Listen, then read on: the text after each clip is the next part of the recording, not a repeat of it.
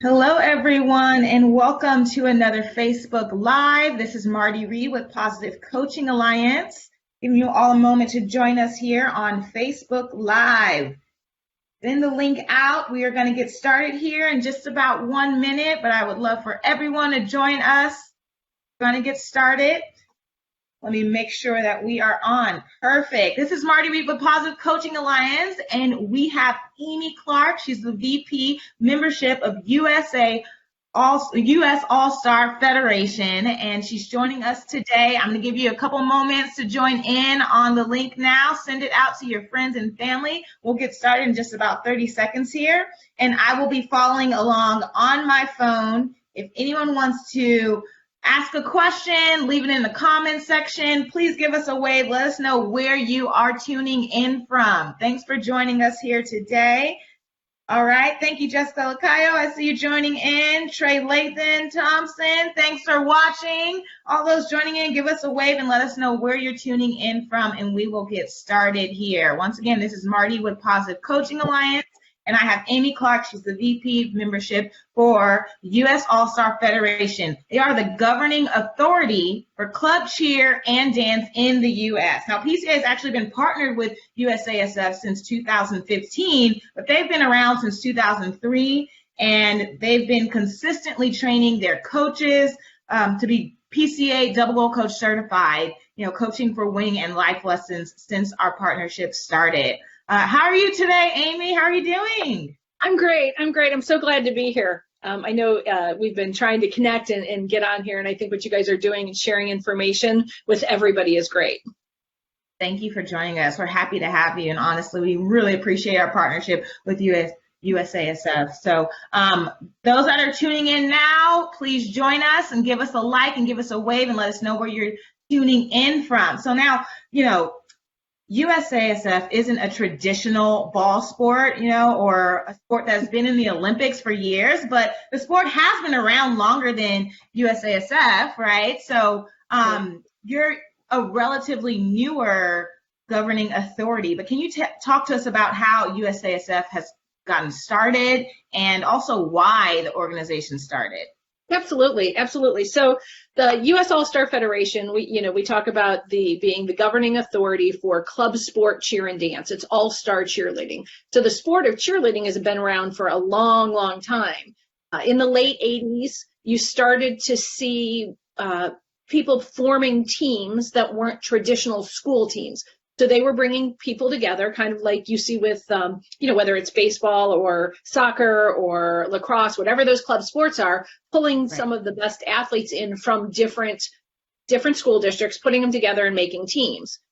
So the sport itself started evolving in the late 80s. What would happen is event producers, somebody that wanted to host a competition, would host a competition. They would create a category for the all-star programs or the all-star teams, and then they had their own rules. What you could do here and what you could do there and how they were going to score them and what they were going to do, what was more difficult, the age groups that could be together. It was just based on the event producer you went to. Sometimes those event producers were regional, sometimes they were national. And so what was happening is, and if you go back and you watch some of the videos from the late 80s and the early 90s, ay caramba, the safety there and the things that people were doing, that's why rules came into place. Because not everybody could do them, or there wasn't a progression with them. So in 2003, the USASF was established, held its first world championship in actually 2004 with only probably 8 to 10 teams in kind of just this all-star category. And then it's grown and it's evolved. So what the whole goal was is to get everybody under one tent and say, all right, let's have a standard set of rules, standard age groups, and let's try to make this as understandable and as safe as possible for everybody. And so that's kind of how we started, what we've done, and we've really evolved and grown. So as a membership organization, we've really started to probably thrive in the last 10 years in the fact that, you have your early adopters and then people start to get along in what we're doing. But, we've got this mission where at the center of it is really athletes first, athlete safety. So, anybody that works with youth, especially in this arena, wants to put that first. Absolutely. And you are definitely providing that safe and positive environment for cheer and dance athletes to train and compete. Yep. And it's really, really fun to be a part of that and see all the impacts that you have been making over the years. Now, during this time, right, we're in a time that has been very tough for youth, for the athletes, for families. How has U.S. All-Star Federation been responding and adjusting to the current state of youth sports during the pandemic? Right. So when it first came on, I think everybody did the same thing. Everyone was in this state of shock, so there was huge concern at first, and then a little bit of shock of, oh no, we can't get back into our facilities to train. And mind you, we were 75% done with our season. There was another 25% of the season that still needed to happen, culminating with the World Championship or some of the end of the season events that our event producers were running. So you're finding that, there's a little bit of panic. Oh no, this uncertainty of what's going to happen with that, the panic and uncertainty of the health and the safety of everybody. So the yin and the yang of, we still want to compete, we still want to be able to do what we're going to do at the end of the year, but we want to keep our family safe and everybody safe. So we responded first with this, with just kind of helping people cope and deal with what we know today. Because you couldn't predict anything. The uncertainty was really hard for people. So we brought our community together. We worked really hard with this all-star community, creating this community atmosphere where people can get together, lean on each other, learn from each other. So we have a app called The Connection where owners and coaches can communicate with each other. Remind you of Facebook. You don't have all the other information there.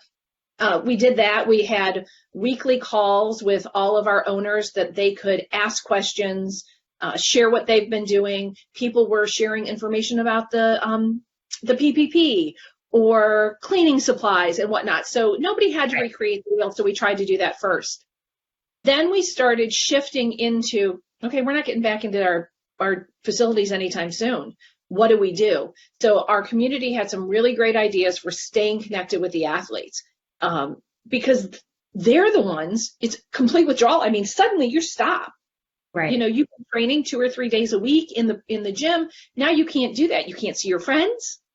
The physical training's happening. They have the uncertainty of being homeschooled. They needed their program, their family, their all-star family more than ever. So people were connecting and doing that. And then we started reaching out directly to the athletes and directly to the coaches, just really trying to meet the needs that people were having at each stage of the pandemic. Right.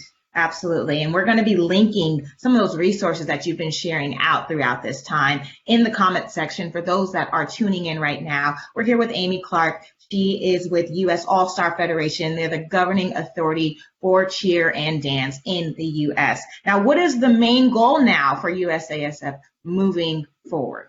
Yeah, so what it is, I'm going to borrow some words. I live in Ohio. Our main office is in Memphis, but has been talking about this responsible restart. So we have this return to All-Star. We've been talking to people about rethinking their offerings and what they're doing. There's this huge misconception because the word is All-Star. So when you think of All-Star, what do you think of? The best of the best, only the best athletes. Well, the reality is in All-Star, whether it's cheer or dance, there's a place for everyone. You can have zero experience. You can come from the gymnastics world, from a tumbling training, from a dance studio, from your recreation cheer. You can come from anywhere. And the idea is we're going to train you to be an all-star at whatever level you are, whatever that means. So you don't have to come in with the elite skills. We have programs, fundamentals, novice, prep, and elite. So there's any place to do it. So our goal is 2 things. Number 1 is we want, when they're restarting it, to be a responsible restart. Follow the CDC guidelines, look at what your state's doing, make sure you know how they've classified you in your state. Are you a gym? Are you a youth sport? Whatever that is. Come back, be responsible in that training, understanding also that they haven't been in your training environment for 9 or 10 weeks. What's happened to their bodies? So yes, we want to keep you safe from the virus, but we want to train you through this pause that you've had responsibly. So there's that first. And then secondly, we want to do justice to the sport. There are some sports, especially if you look in public recreation, if you look in school sports, there's lots of things that aren't able to restart. So what can we do to reach out to the youth in the area to keep them physically active? You know, somebody might want to do a ninja program that's inside one of the facilities because their boy doesn't want to do all-star cheerleading. We have plenty of boys in all-star, but but they need to stay physically active. It helps them both physically and mentally, and it can show the world or the community really what an all-star program can be, just beyond cheerleading and dance. So those are the two things. Let's get back to it responsibly, and then let's introduce youth to some physical activity they might not have done before. I was going to ask you about how the membership engagement has been over the last 3 months. What are you hearing as far as the needs from your community right now? Mm-hmm. So we've done a lot of qualitative research in just talking and engaging. So the USASF, we are divided into 5 regions. We have 5 regional directors.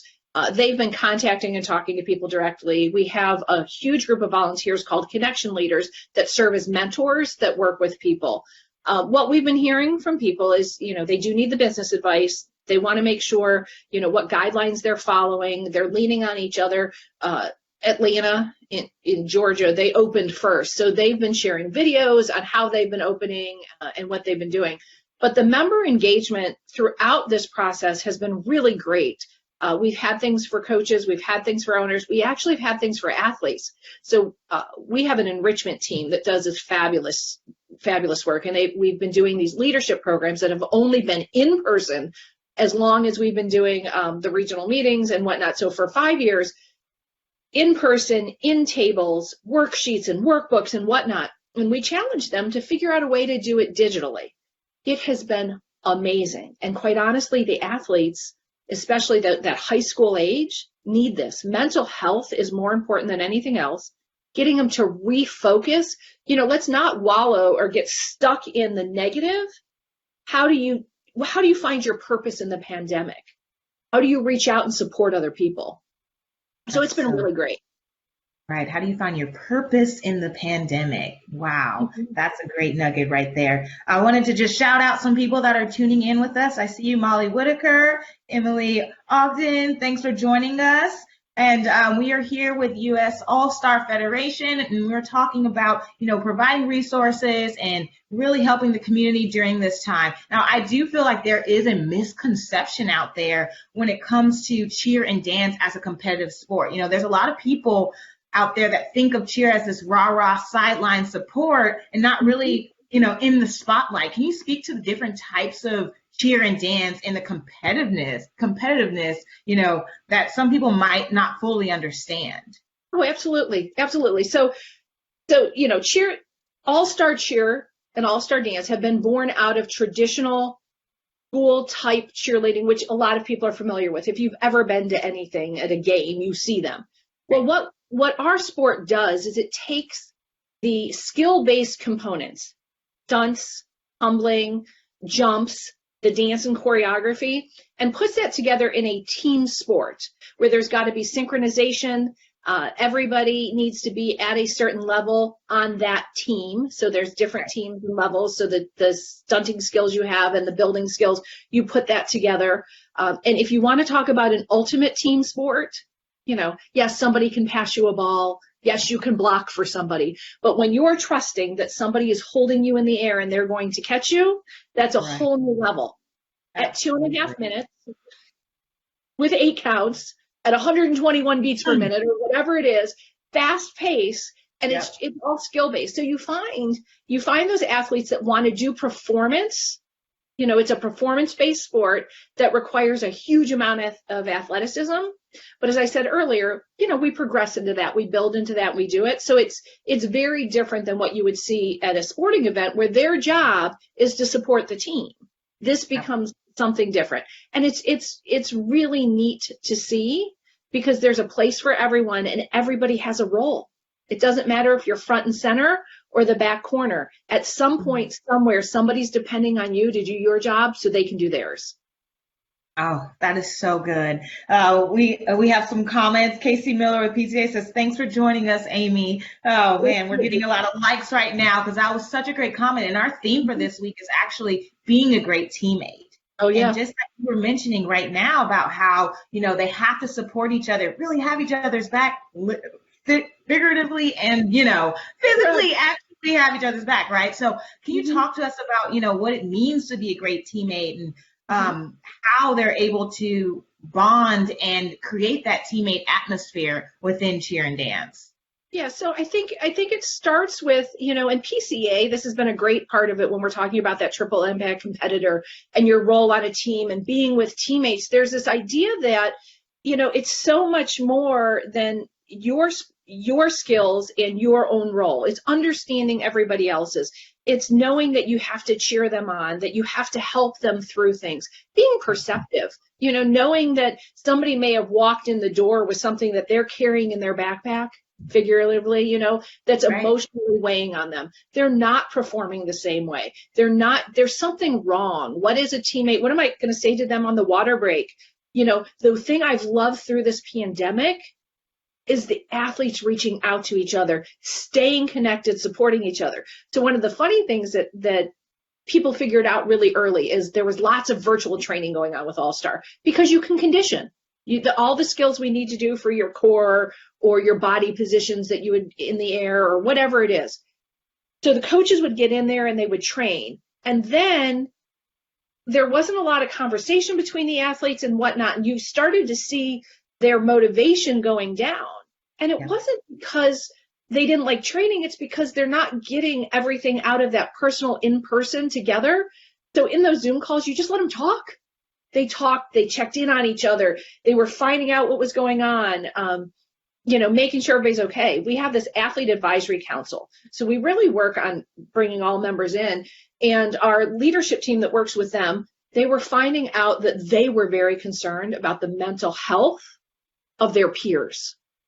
So they came up with ideas and actions, things they could do to support each other. So, that being a great teammate, yes, on the court or the field or the mat or the marley or whatever you're doing, but also in life, being that great teammate in life. So it's a really, it was inspiring to watch and see them do that. You're speaking PCA's love language right now. Absolutely spot on. Being a teammate in life as well. And that, mental training and supporting each other during this time is so important. Now, we've all been at home. A lot of people are working from home right now. They're home with their families. How's this time been for you at home? I know you have a son who just graduated high school, correct? Yes, I do. Yeah. So, it's funny because with the USASF, our headquarters are in Memphis. Our regional directors are all in their own states. I started as a regional director way back when with the USASF and, have been promoted and whatnot. So I actually get to work remote. So funny thing is we all work remote and doing it. Now, when they told me that my 18-year-old was going to be at home and doing schoolwork at home, and then my 21-year-old who was at college in an off-campus apartment, but it was still a college apartment, he came home, for the safety of everyone. My husband's at home. So we've, the dining room becomes the conference room, and you have to schedule who's going to be in there at what time so that you can get on the internet or your classes and whatnot. It's been interesting. They're older, so I haven't had to help them with the technology. But, like those other parents or those coaches that are helping their seniors who missed out on things, I've been dealing with that same thing. Luckily, my son's sport that he played was basketball. We had just finished. So we got to complete our season. I feel for all of those kids that barely got to start the spring seasons. But, luckily here, selfishly, we were done with that. I didn't have to deal with or help through that. We did miss a banquet. We had a great year. They won a championship and a sectional title that they didn't get to celebrate that together in person, in a banquet setting, but other than that, it's been, it's been what you can expect with basically four adults at home trying to figure out who gets to use a conference room at what time to complete whatever they need to complete. Yes, and doing what you can with what you have right now. That's what we're all doing, right? Absolutely. Well, congratulations to your son on graduating high school. It's a big, milestone that he's just achieved. So congratulations to him. Now, we know that some sports are preparing, for that return sooner than others, depending on, the type of play, contact sports, et cetera. But, how have new rules or innovations come into play to make things safer? Is there any, new developments when it comes to the rules for cheer and dance when you're thinking about the return, when Mhm. you're opening gyms and things like that? Can you talk to that? Been happening right now? Yeah, so the first thing we did is we did realize that we made it through 75% of our season. And then we were one of the sports that kept waiting on the world championship, like the end of the season culmination for ourselves, because there was hope. There was, each week things were changing. We didn't know if things were going to get better or get worse or whatnot. So we kept waiting and waiting and waiting. We finally did make the decision that there wouldn't be a world championship this year in that. And of course, it was devastating to some people. It wasn't a surprise to many, but, it's still a devastation when you're clinging on to hope. So we do have, we have about 1,700 or so athletes that would age out of a senior team. We do have open teams in our sport where you can be older and be on it, but that experience of being with those same teammates, and you might have been one of two people that aged out, but the rest of the team gets to continue and live out that dream. So we did put an age extension. They can apply for a waiver so that if they want to still be a part of that team next year, they can do that. So that's one, kind of rule area. And the other thing is we're just kind of, we're trying to help people with guidance. So if you look at what we do, so dance is much easier. It is a non-contact or low contact. Unless you're doing a lift, there's not much there. Right. So they are a low risk, virtually no contact, should be able to reopen when their phase can reopen wherever they are in that phase one. The National Federation of High Schools came out with recently a document about low risk and high risk sports, and you'll notice that cheer's in there twice. So cheer's in there is low risk with the sideline, meaning they're not stunting. They're working on only those things that would be non-contact. And then when they address their competitive teams, which is closer to all-star, they talk about that in high risk. So the reality is every one of our clubs could open in a low-risk environment in phase one, as long as they're following CDC guidelines, state guidelines, and whatnot.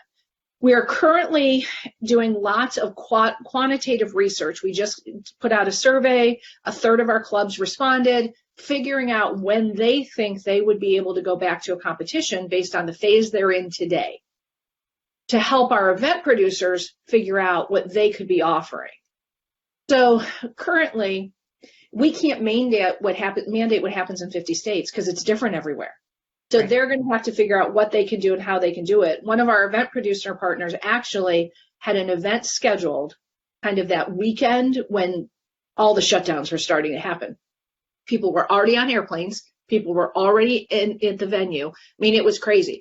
So they had changed it at that point that it was a lot of the things you saw, only the athletes and their immediate families, and then they had to leave. So that happened. That happened. What's going to be the key in all of this, and we don't know yet, is the contact.